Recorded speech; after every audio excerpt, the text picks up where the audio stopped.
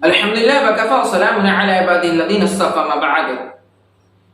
قال النبي صلى الله تعالى عليه وسلم: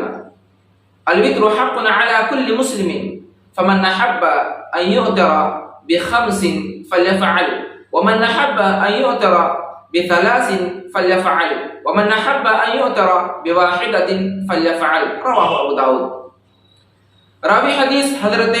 ابو ایوب انصاری رضی اللہ تعالیٰ کہتے ہیں کہ نبی کریم صلی اللہ تعالیٰ علیہ وسلم نے ارشاد فرمایا کہ وتر ہر مسلمان پر حق ہے، اور جو شخص پسند کرتا ہے کہ 5 رکعت پڑھوں تو پڑھ لے،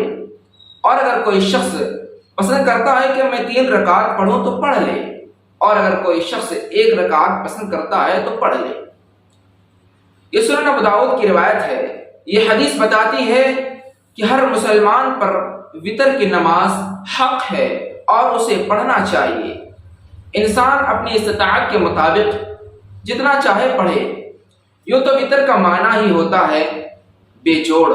جس کا کوئی جوڑ نہیں ہے، اور دیگر دوسری احادیث سے معلوم ہوتا ہے کہ آپ صلی اللہ علیہ وسلم نے وتر پڑھنے کا جو حکم بتایا ہے، ایک رکعت یا پھر 3 رکعت یا پھر 5 رکعت یا پھر 7 رکعت یا پھر 9 رکعت ہے، اس کو وتر کہا گیا ہے. اور علماء کرام نے بتایا ہے کہ وتر دراصل ایک ہی کو کہا جاتا ہے، چونکہ اللہ رب العالمین وتر ہے اور وتر کو پسند کرتا ہے.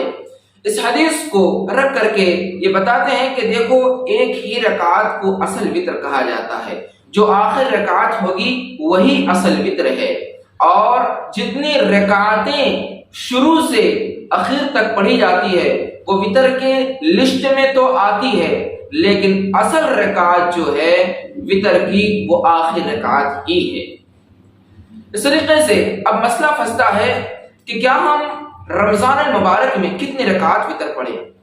اگر احادیث کا ہم جائزہ لیں تو معلوم ہوتا ہے کہ نبی کریم صلی اللہ تعالی علیہ وسلم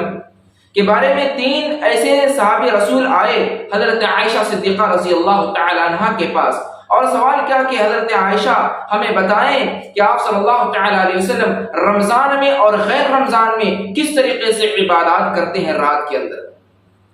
حضرت عائشہ صدیقہ رضی اللہ تعالی عنہ کہتی ہے کہ آپ صلی اللہ تعالی علیہ وسلم کی عبادات کے بارے میں نہ پوچھو، ان کی عبادتیں بہت زیادہ لمبی ہوا کرتی ہے، اور آپ صلی اللہ تعالی علیہ وسلم 11 رکعت ادا کرتے ہیں.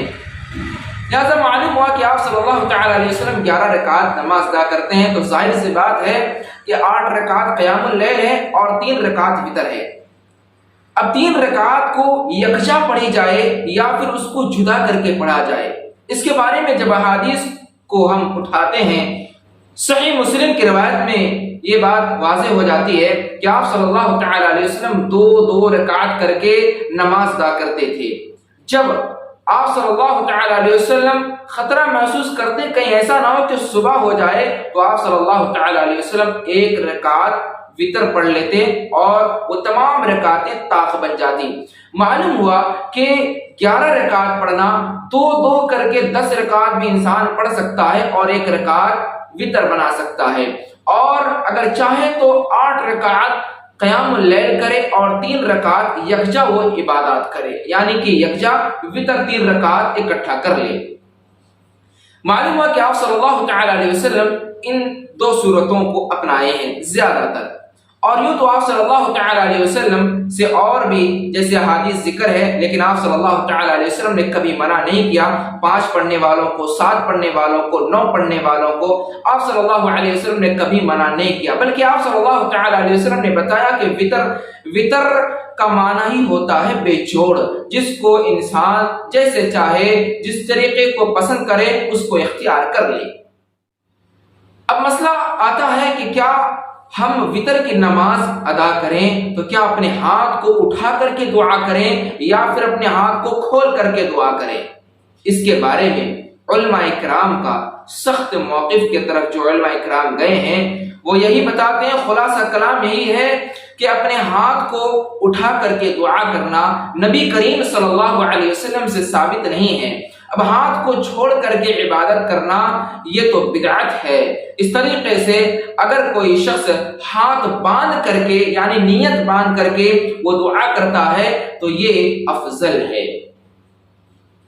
اب دیکھیے، جب ہم کتابوں کا مطالعہ کرتے ہیں، امام بخاری رحمہ اللہ علیہ کی سب سے بہترین کتاب ہے صحیح بخاری، اور اس کے بعد جو امام بخاری رحمہ اللہ علیہ نے معتبر کتاب لکھی ہے وہ ہے جزء رفع الیدین۔ اس کتاب کے اندر امام بخاری رحمہ اللہ علیہ بیان کرتے ہیں صفحہ نمبر 68 کے اندر کہ حضرت عمر بن خطاب رضی اللہ تعالی عنہ اپنے ہاتھ کو اٹھا کر کے دعا کیا کرتے تھے۔ الفاظ ہے من طریق ابی عثمان کان یرفع یدیہ فی القنوت، یعنی کہ ابو عثمان کے طریق سے اس کو روایت کیا ہے، اور کہتے ہیں کہ حضرت عمر بن خطاب رضی اللہ تعالی عنہ وتر کی نماز میں اپنے ہاتھ کو اٹھا کر دعا کیا کرتے تھے۔ امام بیہقی رحمہ اللہ علیہ کی کتاب السنن الکبریٰ جلد نمبر 2 اور صفحہ نمبر 212 میں وہ لکھتے ہیں کہ حضرت عمر فاروق رضی اللہ تعالی عنہ اپنے ہاتھ کو اٹھا کر کے دعا کیا کرتے تھے۔ الفاظ ہے ابی رافع صلیت خلف عمر بن خطاب رضی اللہ تعالی عنہ فقنت بعد الرکوع ورفع یدیہ وجہر بالدعاء، کہتے ہیں کہ ابو رافع میں نے حضرت عمر بن خطاب رضی اللہ تعالی عنہ کے پیچھے نماز ادا کی۔ وتر کی نماز جب ہم نے پڑھی تو حضرت عمر بن خطاب رضی اللہ تعالی عنہ رکوع کے بعد سر کو اٹھائے اور اپنے ہاتھ کو اٹھاتے ہیں اور بلند آواز کے ساتھ وہ دعا کرتے ہیں۔ معلوم ہوا کہ حضرت عمر بن خطاب رضی اللہ تعالی عنہ کا عمل رہا ہے کہ وتر کے اندر حضرت عمر بن خطاب رضی اللہ تعالی عنہ اپنے ہاتھ کو اٹھا کر کے دعا کیا کرتے تھے۔ اس طریقے سے علامہ محی الدین نووی وہ لکھتے ہیں المجموعہ میں، کہتے ہیں کہ حضرت عمر بن خطاب رضی اللہ تعالی عنہ کی جو روایت امام بخاری رحمہ اللہ علیہ نے الجزء رفع الیدین میں ذکر کیا ہے یہ یقیناً بہت ہی زیادہ درست روایت ہے اور صحیح روایت ہے، اور یہ لکھتے ہیں المجموع جلد نمبر 3 صفحہ نمبر 490 کے اندر، جس کو آپ دیکھ سکتے ہیں۔